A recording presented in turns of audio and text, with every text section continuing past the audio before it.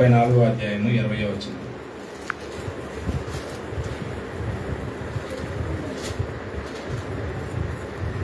నిర్గమాకాండము 34:26.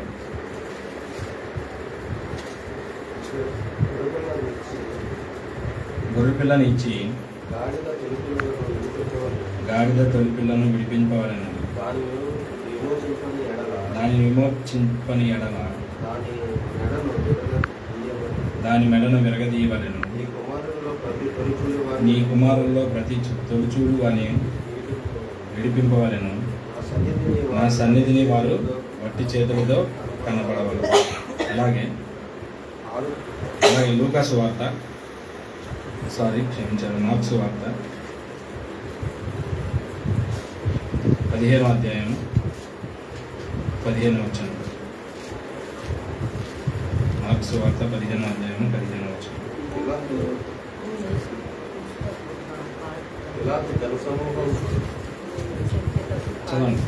సంతోషపెట్టుటకు మనసు గలవాడే వారికి బరబ్బను విడుదల చేసి సిలువ వేయుటకు అప్పగించాడు. చాలా చిన్న ప్రార్థన చేసుకున్నాం. కృపా సత్య సంపూర్ణ యెహోవానికి లెక్కలేని స్తుతులు స్తోత్రాలు తండ్రి ప్రభువా. ఈ ఉదయకాలం నిన్ను ఆరాధించే భాగ్యాన్ని మా అందరికి ఇచ్చినందుకు నీకే వందనాలు స్తోత్రాలు తండ్రి ప్రభువా. దేవా తండ్రి నాయన ఈ ఉదయకాలం దేవతని నన్ను ఈ రీతిగా దేవతని నీ వాక్య పరిచర్కి నన్ను వాడుకుంటున్నందుకు నీకు వందనాలు స్తోత్రాలు దేవతండ్రి. నాలో ఏమీ లేదు దేవతండ్రి నాయన, నన్ను నీ నోటి కూరగా వాడుకొని దేవతండ్రి నాయన నీవిచ్చిన జ్ఞానాన్ని బట్టి దేవతండ్రి నాయన నీవిచ్చిన మాటలను బట్టి నీవిచ్చిన ఆజ్ఞలను బట్టి దేవతండ్రి నాయన నేను చెప్పబోతు నీ వాక్యం అందరికి అర్థమయ్యేటట్లుగా వాక్యానుసారంగా జీవించేటట్లుగా దీవించి ఆశీర్వదించండి దేవతండ్రి నాయన. ఏమైనా తప్పులు పోయి ఉంటే క్షమించి తండ్రి ప్రభువా నాయన. ప్రతి ఒక్కరి హృదయంలో దేవతండ్రి వాక్యం అనే విత్తనాన్ని నాయన నాటబడి చెట్టుగల వచ్చేటట్లుగా దీవించి ఆశీర్వదించండి దేవతని. ప్రతి ఒక్కరి హృదయాల ఆలోచనలన్నింటినీ నీ వాక్యాన్ని మీదే ధ్యానించేటట్లుగా దీవించి ఆశీర్వదించమని యేసయ్య నామములో అడిగి వేడుకొంచున్నాను తండ్రి. ఆమేన్. మనకు చదివిన ఈ వచనాన్ని బట్టి ఏమర్థమైంది చెప్పండి? దేవుడు ఏమర్థమైంది చెప్తారా? ఒకసారి నిర్గమాకాండం 34వ అధ్యాయము 20వ వచనము. గొర్రె పిల్లను ఇచ్చి గాడిద తొలి పిల్లను విడిపింపవలను. అంటే ఇక్కడ ఏంటి? మనం ఇప్పుడు కొట్టుకెళ్తాము, ఏదైనా కావాలంటే మనం ఏమిస్తాము? డబ్బులు ఇస్తాము. అలాగే సంతకి వెళ్తాము, గొర్రె పిల్ల కానీ మేక పిల్ల కానీ మనకు కావాలి అనుకుంటే ఏమి ఇస్తాం? మనం ధనం ఇస్తాము. లేదంటే ఒకప్పటి కాలంలో ఏం జరిగేదంటే డబ్బు లేనప్పుడు వస్తు రూపంలో జరిగేది, వస్తు మార్కెట్. ఒక వస్తువు ఇచ్చి ఇంకొక వస్తువు తీసుకునేవారు. ఇక్కడ దేవుడు మనకి ఏం చెప్తున్నాడంటే ఈ మాటలను బట్టి గొర్రె పిల్లను ఇచ్చి గాడిద పిల్లను విడిపింపవాలి. ఇక్కడ గొర్రె పిల్ల ఎవరు? దేవుడు. గొర్రె పిల్ల ఎవరు? దేవుడు. అవునా? తొలి పిల్లను విడిపింపవాలంటే తొలి పిల్ల ఎవరు? మనం, ఆయన జనం. అవునా? ఆయన సృష్టించిన మనం, అంటే ఆయన పిల్లలమే కదా మనం. అంటే గొర్రె పిల్లని ఇచ్చి తొలి పిల్లని అంటే చిన్న పిల్లని, చిన్న మేక పిల్లని విడిపించాడనమాట. అంటే ఏంటి? దేవుడు ఇక్కడ చెప్తున్న మాటలు ఏంటంటే దేవుడు తనకు తాను మన కోసం బలయ్యాడు. అంటే తనకు తానే అప్పగించబడ్డాడు. అవునా? మనం చేసిన పాపాలకి తప్పులకి తనకు తానే అప్పగింపబడ్డాడు అనమాట. అంటే ఏంటి? గొర్రె స్థానంలో ఆయన ఉంచి మేకపిల్ల స్థానంలో మనల్ని ఉంచాడు అనమాట. అంటే ఏంటి? మనం చేసిన ప్రతి పాపానికి తప్పు కూడా ఆయన శిక్షను అనుభవించాడు. ఆ శిక్షను మనకి విధించుకోకుండా ఇప్పుడు తర్వాత వచ్చిన ఏం జరుగుతుంది? దాన్ని విమోపింపని ఎడల దాని మెడను విరగదీయవలెను. ఒకవేళ అలా జరగకపోతే ఆ స్థానంలో ఎవరు ఉండేవాళ్ళం అంటే మనం ఉండేవాళ్ళం అంట. అంటే ఏంటి? ఆ చిన్న మేకపిల్ల మెడ అంటే మన మెడ తెగవేసేవారు అనమాట. అంటే ఏంటి? ఆ పాపం అనేది ఆ నరకంలో పడితే ఎలా ఉంటుంది? ఆ శిక్షను మనం భరించలేము. మేకపిల్ల తల తీగినప్పుడు ఎంత నరకం అనుభవించిందో ఆ రీతిగా నరకంలో ఉంటే మనం అనుభవించలేము. దాన్ని మన నుంచి తప్పించాలని దేవుడు ఏం చేశాడంటే తనకు తాను అప్పగింపబడ్డాడు అనమాట. అలాగే మీరు చదివిన మార్క్స్ వార్త 15వ అధ్యాయంలో కూడా పిలాతు ఏం చేశాడు? అక్కడ పక్కన వారందరూ గోల చేస్తుంటే ఏమీ చేయలేక ఎవరిని విడిపించాడంట? ఏ నేరము చేయని ఆయనని అప్పగించి నేరాలన్నీ చేసిన వ్యక్తిని విడిపించాడంట. చూడండి మరి అక్కడ ఏంటి జరిగింది? అక్కడ గొర్రెపిల్ల స్థానంలో ఆయన ఉంచుకొని మేకపిల్ల స్థానంలో బరబ్బాను ఉంచారనమాట. మన వాడుక భాషలో మనం మాట్లాడుకోవాలనుకుంటే అన్ని నేరాలు చేసిన ఆయన్ని విడిపించాడు దేవుడు.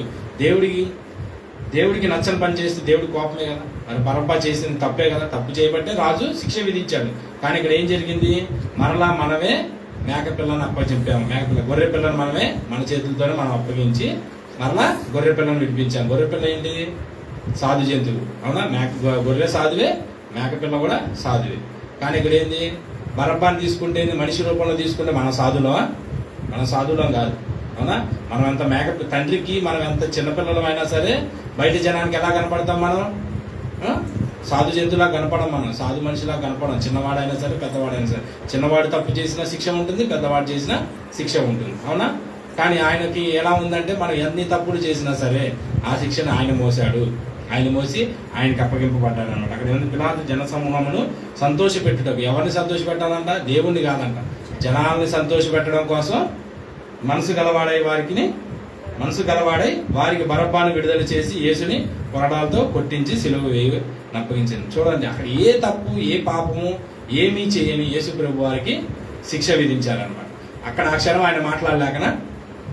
మాట్లాడొచ్చు. ఏ రాజు నువ్వు నేనేం తప్పు చేశానని నువ్వు జనానికి ఆయన సమాధానం చెప్పుకోకర్లేదు, అక్కడ ఉన్న పరిచయాలకు ఆయన సమాధానం చెప్పుకోకర్లేదు. కానీ ఒక రాజుకి మనం చెప్పుకోవచ్చు కదా. మరి ఆయన అడిగినప్పుడు నోరు తెలిసి యేసుప్రభు వారి సమాధానం చెప్పొచ్చుగా. నువ్వు ఒక రాజు స్థానంలో ఉండి నేనేం తప్పు చేశానని నువ్వు ఒక ఖైదీని విడిచిపెట్టి నన్ను నువ్వు కొరడాలతో కొట్టిస్తున్నావు అని అడగొచ్చు కదా ఆయన. కానీ ఆయనకి తెలుసు. ఏం తెలుసు అంటే ఆయన మన పాపాలు ఆయన నెత్తి మీద వేసుకోవాలని అనడానికి తండ్రి చిత్తానుసారం అక్కడ జరగాలి. ఎందుకంటే పాత నిబంధన గ్రంథంలో రాసిన ప్రతి ఒక్క వచనం నెరవేరాలని. మనకు పాత నిబంధన గ్రంథంలో ఉంది, ఏమనుంది? గాడిద పిల్ల ఆయన బరువు మోసింది, అవునా? గాడిద పిల్లని తీసుకురమ్మని తన శిష్యులకు చెప్పినప్పుడు శిష్యులు వెళ్ళి గాడిద పిల్లని తీసుకువచ్చేటప్పుడు గాడిద పిల్ల యజమాని ఏమని అడుగుతాడు? మీరు ఎందుకు గాడిద పిల్లని కట్లు విప్పదీస్తున్నారని అడుగుతాడు. అక్కడ వాళ్ళు ఏమంటారు, ఆ శిష్యులు ఏమంటారంటే యేసు ప్రభు వారు దీన్ని తోలుకొని తీసుకొని రమ్మన్నారు అని. ఎవరైనా యజమాని ఆ మాట చెప్తే ఒప్పుకుంటాడా? తన గాడిద పిల్లని తీసుకెళ్తుంటే ఒప్పుకోడు. ఆయన ఎవరో అడిగితే నేనెందుకు ఇవ్వాలి నా గాడిద పిల్లని అనొచ్చు. కానీ అక్కడ ఆ యజమానికి కూడా ఏం తెలిసి ఉంటుందంటే ధర్మశాస్త్రంలో ఏమని రాసింది? నీ రాజు అంటే ఈ రాజ్యానికి కావాల్సిన రాజు దేని మీద వస్తాడని చెప్పారు? రథాల మీద గుర్రాల మీద వస్తాడని చెప్పలేదు, గాడిద మీద వస్తాడు అని అక్కడ ధర్మశాస్త్రం రాయబడి ఉంది. అంటే ఇప్పుడు వచ్చిన ఈయన ఎవరు? యెరూషలేముకి వచ్చింది ఆయన రాజు కాబట్టి ఆ యజమాని వదిలేశాడు. సరే తీసుకువెళ్ళండి గాడిద పిల్లని అంటే ఆయన మనసుకు కూడా, ఆ యజమాని మనసుకు కూడా తెలుసు. అంటే గాడిద పిల్లని తీసుకురమ్మన్నది యేసు ప్రభు వారు. కానీ ఆయన ఎవరంటే తండ్రి పంపించిన బిడ్డ, మా కోసం వచ్చిన రక్షకుడు, ఈ రాజ్యానికి కావాల్సిన రాజు అని. కాబట్టి ఆ యజమాని కూడా మాట్లాడుకోకుండా గాడిద పిల్ల కట్లు తీసుకొని వెళ్ళిపోమన్నాడు. కానీ ఇక్కడ కూడా యేసు ప్రభు వారు ఏం చేశారంటే మన పాపాల నిమిత్తం నోరు ఏమీ మెదపుకోకుండా సైలెంట్ గా అలాగే నిలబడి ఉన్నాడు అన్నమాట. అదే ఆ స్థితిలో మనం ఉంటే మనం అడుగుతామా? ఏం తప్పు చేశానని నువ్వు నాకు శిక్ష విధిస్తున్నావు? మన తల్లిదండ్రులు మనం కొడితేనే మనం అడుగుతాం, నేనేం చేశానని నన్ను కొడుతున్నావు, నువ్వు చూసావా అని అంటాం. అలాగే స్కూల్లో అయినా సరే, కాలేజీలో అయినా సరే, మాస్టర్ కొట్టినా సరే, ఏదైనా సరే మనం తప్పు మన వైపు ఉన్నా సరే మనం ఒక్కసారైనా నోరు ఎత్తి సమాధానం చెప్తాం. అలాంటి యేసు ప్రభు వారు ఏ తప్పు చేయలేదు, ఏ తప్పు కూడా చేయలేదు. కానీ ఏం చేశాడు? ఆయన్ని అప్పగింపబడ్డాడు. ఆయన అలా అప్పగింపబడడం వల్ల మనకేం జరిగిందంటే మనకి పాప విముక్తి జరిగింది. అసలు పాప విముక్తి మనకి ఎందుకు చేయాలని దేవుడు వచ్చాడు? ఎందుకు వచ్చాడు దేవుడు? ఒక తల్లి ఒక బిడ్డను కన్న తర్వాత తను ఎన్ని తప్పులు చేసినా సరే దాన్ని తుడిచివేయడానికి తల్లిదండ్రులు ప్రయత్నిస్తూనే ఉంటారు, అవునా? ఎంత తప్పు చేసినా కూడా. కాబట్టి ఆయన చేతులతో మనల్ని సృష్టించాడు. మనం చేసిన పాపాలన్నీ ఎవరికి కనపడకూడదని మన పాపాలన్నింటినీ ఆయన మీద వేసుకొని శిక్షను అనుభవించాడు. అదే ఆ శిలువలో మనం ఉంటే మనం భరించగలుగుతామా? భరించలేము. మనం ఆ శిలువలో ఏలాడబడుతుంది, ఎంతమంది ఎగతాళి చేస్తారు మనల్ని, అవునా? ఆయన్నే ఎగతాళి చేశారు. ఏ తప్పు చేయని ఆయన్నే ఎగతాళి చేసినప్పుడు మరి మనం ఏ పాటి వారం, అవునా? మనం ఏ పాటి వారం? దేవుడు మనల్ని విమోచించాడు. ఏ విషయాలు విమోచించాడు అంటే పాపాల నుంచి విమోచించాడు మనల్ని, దరిద్రం నుంచి విమోచించాడు, సాతాను నుంచి విమోచించాడు, మన శత్రువుల నుంచి కూడా మనల్ని విమోచింపబడ్డాడు, నరకం నుంచి కూడా ఆఖరికి తప్పించాడు అన్నమాట మనల్ని దేవుడు. కాబట్టి దేవుడు మన కోసం ఆయన్నే అప్పగింపబడ్డాడు. ఏ రీతిగా అంటే ఆయన అప్పగించడం వల్ల మనకేం జరిగింది, ఏమేమి మన నుండి విమోచింపబడ్డాయి ఒక 5 మాటల్లో మనం తెలుసుకుందాము. మొదటిగా ప్రకటన గ్రంథము 1వ అధ్యాయము, ప్రకటన గ్రంథము 1వ అధ్యాయము 6వ వచనం. మనలను ప్రేమించుచు తన రక్తము వలన మన పాపముల నుండి మనల్ని విడిపించడానికి మహిమయు ప్రభావమును యుగ యుగములు కలుగును గాక. ఆమేన్. ఆయన మనలను తన తండ్రియగు దేవునికి ఒక రాజ్యముగాను యాజకులుగాను చేసెను. చూడండి అక్కడ విడిపించిన వానికి అంటే పుట్టినట్లు ఏముందో చూడండి. కలిగిన వానికి అంటే ఏం కలిగిన వానికి? కలిగిన వానికి ఏం కలిగిన వానికి? మనలను ప్రేమించుచు తన రక్తం వలన మన పాపముల నుండి మనల్ని కడిగివేను. అంటే కాలికి బురద అందుకుంటే ఏ రీతిగా మనం అయితే కడిగి వేసుకుంటామో మన పాపాన్ని ఆయన రక్తం నుండి మనల్ని కడిగి వేశాడంట. దేని ద్వారా? ఆయన రక్తం ఇచ్చి మనల్ని కడిగి వేశాడంట. కడిగి వేసి మనల్ని ఎక్కడికి తీసుకెళ్ళాడు? మహిమయు ప్రభావమును యుగ యుగములు కలుగును గాక ఆమేన్. ఆయన మనల్ని తన తండ్రి యొక్క దేవునికి ఒక రాజ్యముగాను యాజకులుగాను చేశాడు. మనం పాపం చేసి ఆయన రక్తంతో మన పాపాన్ని కడిగి ఎక్కడికి తీసుకెళ్ళాడంట? తన తండ్రి రాజ్యానికి మనల్ని ఏం చేశాడంట? బిడ్డలుగా, స్వతంత్రులుగా ఆయన రాజ్యాన్ని, తన తండ్రి రాజ్యాన్ని మనకి ఇచ్చాడంట. చూడండి, మరి ఎవరైనా చేస్తారు ఈరోజు? ఆస్తి ఇమ్మంటేనే ఎవరు ఇవ్వట్లేదు ఈరోజు, కొడుకులకు కానీ ఎవరికైనా సరే. అలాంటిది ఆయన రాజ్యాన్ని మనం ఎన్ని తప్పులు చేసినా సరే మనకు ఉచితంగా ఇచ్చాడు. ఆయన రక్తంతో మన పాపాన్ని కడిగి మనల్ని శుద్ధులుగా చేసి ఆయన రాజ్యానికి మనల్ని వారసులుగా చేశాడు. మరి ఇంత గొప్ప త్యాగం ఎవరైనా చేస్తారా? మీకు తెలిసిన వాళ్ళు ఎవరైనా ఇంత గొప్ప త్యాగాన్ని ఎవరైనా చేశారా? చేయలేదు. ఏ పుస్తకాలు చదివినా, ఏ గ్రంథాలు చదివినా ఏమని ఉంటుంది? వాళ్ళ రాజ్యం కోసం, వాళ్ళ అన్నదమ్ముల కోసం, అవునా, వాళ్ళ భార్యల కోసం, అవునా, వాళ్ళ సింహాసనం కోసం చేశారు. కానీ మనిషి, ఒక నీచమైన మనిషి కోసం తన స్వరక్తాన్ని ఇచ్చి తన రాజ్యాన్ని ఉచితంగా ఇచ్చింది ఒకే ఒక్కడు ఎవరు అంటే ప్రభు అయిన యేసు ప్రభు వారు. అవునా?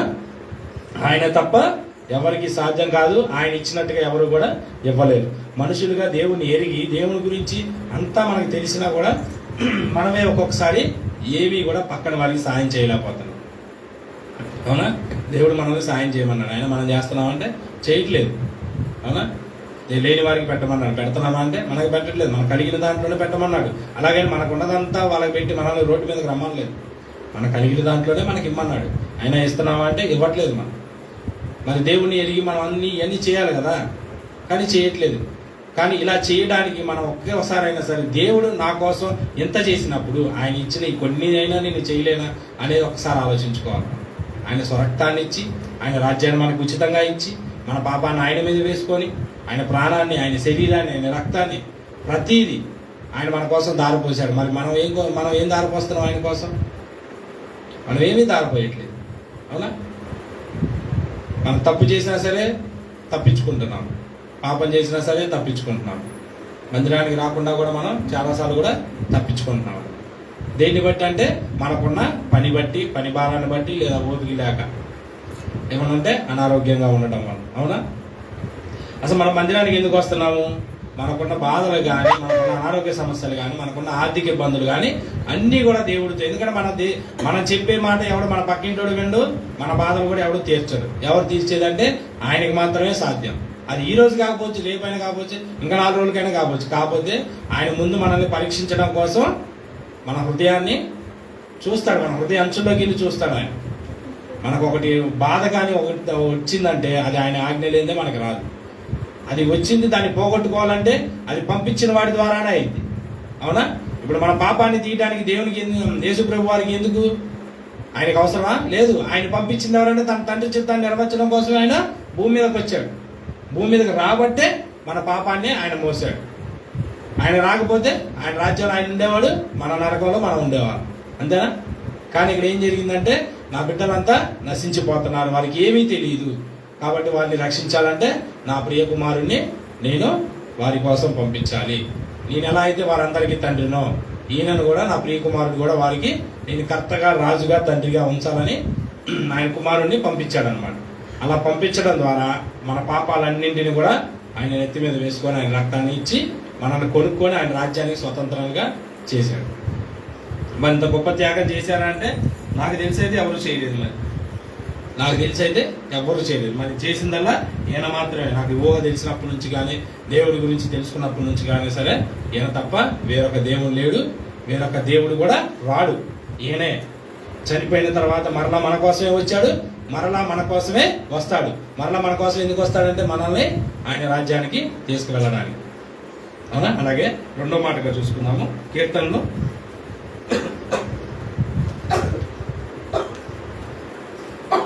146 అధ్యాయం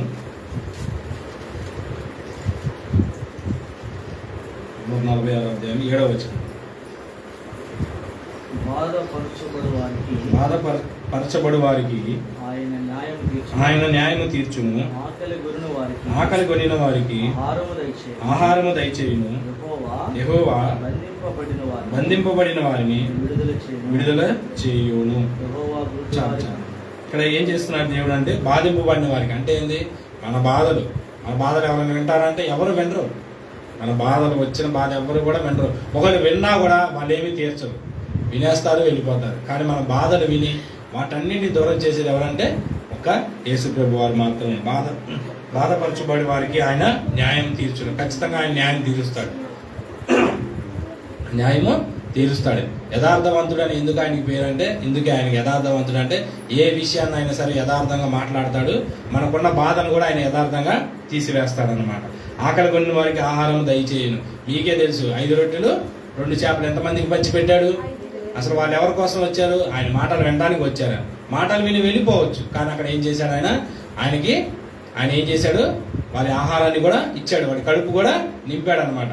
అప్పుడు దేవుడు ఏం మాట్లాడతాడంటే, ఇప్పటి వరకు కూడా ఆత్మీయ ఆహారాన్ని మీరు తిన్నారు, ఇప్పుడు శరీర ఆహారాన్ని కూడా భుజించండి. అవునా? దేవుడు కూడా ఆకలిగా ఉన్న ప్రతి ఒక్క బిడ్డకి గురించి ఆయనకి తెలుసు అనమాట, ఎవరు ఆకలిగా ఉన్నారు, ఎవరు ఆకలిగా లేరని. అవునా? దేవుడు కూడా ఏం చేస్తాడంట? ఆకలి ఉన్న వారికి ఆహారము దయచేస్తాడు. యెహోవా బంధింపబడిన వారిని కూడా విడుదల చేస్తాడు. బంధింపబడిన వారంటే మనం దేనిలో బందీలై ఉన్నాం? సాతాను కుట్రలో బందీలై ఉన్నాం. ఈ లోక కుట్రలో మనం బందీలై ఉన్నాం. అవునా? ఈ లోకానికి ఆశపడి దేవుణ్ణి దూరం చేస్తున్నాం. అవునా? మనకు వచ్చిన బాధను కూడా దేవుడితో పంచుకోకుండా పక్కింటి వారితో పంచుకున్నాం. అంటే ఏంది?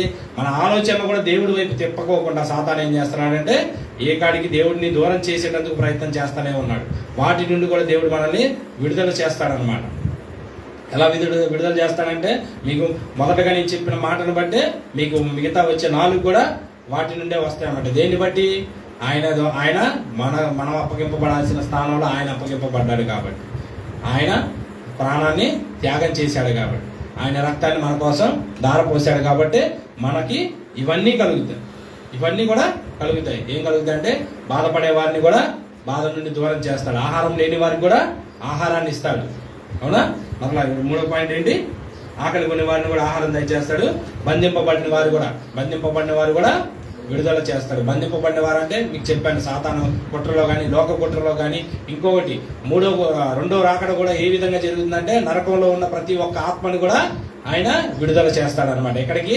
ఇందా చెప్పినట్టే ఆయన తండ్రి ఇచ్చిన రాజ్యంలోకి తీసుకువెళ్ళడానికి అనమాట. కాకపోతే ఈ రోజుల్లో ఎవరు కూడా ఇవన్నీ నమ్మరు. కానీ దేవుడు ఒక్కసారి వాగ్దానం చేశాడంటే అది ఖచ్చితంగా జరిగి తీరుతుంది. ఆ రెండో రాకడ వచ్చినప్పుడు ఖచ్చితంగా అందరూ కూడా లేపబడతారు. కానీ ఎవరైతే దేవుణ్ణి ఎరగకోకుండా ఇంకా అన్యులుగా ఉండి లోకంలో కలిసిపోయి ఉన్నారో వారికి మాత్రం స్థానం అనేది ఆయన రాజ్యంలో ఉండదన్నమాట. ఇది నిజం. ఇంకా ఎంతో దూరం లేదు. ఆలోచించుకోండి మీరు. ఇవన్నీ ఇప్పుడు జరుగుతున్న కాలాన్ని బట్టి మీరు ఆలోచించుకోండి. ఒకప్పుడు ఇవన్నీ ఉన్నాయా అంటే లేవు. అసలు మే నెల ఏం జరగాలి? మనకి ఎండలు బాగా గాయాలి మనకి. కానీ ఇప్పుడు ఏం జరుగుతుంది? వర్షాలు. కాలానికి విరుద్ధంగా కాలం వస్తుంది మనకి. కాలానికి విరుద్ధంగా కాలం వస్తుంది. దేన్ని బట్టి అంటే రెండో రాకడ సమీపిస్తుంది. దేవుడు ఏ రీతిగానైతే ప్రతి ఒక్క విషయాన్ని మనకి గ్రంథంలో పొందుపరిచారు, ప్రతిది కూడా విరుద్ధంగానే జరుగుతుంది. ఎందుకంటే రెండో రాకడ సిద్ధంగా ఉందని. కానీ ఈ రోజుల్లో ఎవడు తెలుసుకోవట్లేదు. తెలుసుకొని అంగీకరించి ఆయన రక్తంలో చెయ్యి వేసి, ఆయన బలలో చెయ్యి వేసిన వారికి ఖచ్చితంగా పరలోక రాజ్యం వారిదే. దేవుడు కూడా చెప్పాడు అనమాట, పరలోక రాజ్యం వారిదే. కానీ ఎవరు కూడా ఈ రోజుల్లో నమ్మట్లేదు. అంటే దేవుడు ఏం చేస్తాడంటే, బాధింపబడిన వారికి, ఆకలి కొన్న వారికి, బంధింపబడిన వారిని కూడా ప్రతి ఒక్కరిని కూడా విడుదల చేస్తాడన్నమాట. అది ఎవరికి సాధ్యం అంటే ఓన్లీ ఒక యేసు ప్రభు వారికి మాత్రమే. అలాగే 3వ పాయింట్గా లూకా సువార్త 13వ అధ్యాయము 12వ వచనం. యేసు ఆమెను చూచి 13వ అధ్యాయం 12వ వచనం. రమ్మని పిలిచి, మా నీ బలహీనత నుండి విడుదల పొంది ఉన్నావని ఆమెతో చెప్పి ఆమె మీద చేతులు ఉంచగానే ఆమె చక్కగా నిలువబడి దేవుని మహిమపరచెను. హల్లెలూయా. చూడండి, ఇక్కడ ఏం జరిగిందంట, ఎవరికి ఏ బలహీనత ఉన్నా సరే దేవుడు తీసివేస్తాడు. కానీ చాలా మంది కూడా బలహీనత పెట్టుకొని దేవుని మందిరానికి రావడం మానేశారు. బలహీనత వచ్చిందంటే ముందు మనల్ని ఎవరిని అడగాలి? దేవుణ్ణి అడగాలి. అవునా? డాక్టర్ వచ్చి మందులు ఇస్తాడు, కాదనట్లేదు. కానీ ఆ బలహీనత నిజంగా మన హృదయంలోంచి పోవాలి అంటే మనల్ని ఎవరిని అడగాలంటే దేవుణ్ణి అడగాలి. ఎందుకంటే ఈ బలహీనత మనకు వచ్చిందంటే ఆయన ఆజ్ఞ లేనిదే మన దగ్గరికి రాదు. కానీ చాలా మంది ఈ రోజులు ఏం చేస్తున్నారంటే బలహీనత వచ్చిందని మందిరానికి రావడం మానేశారు.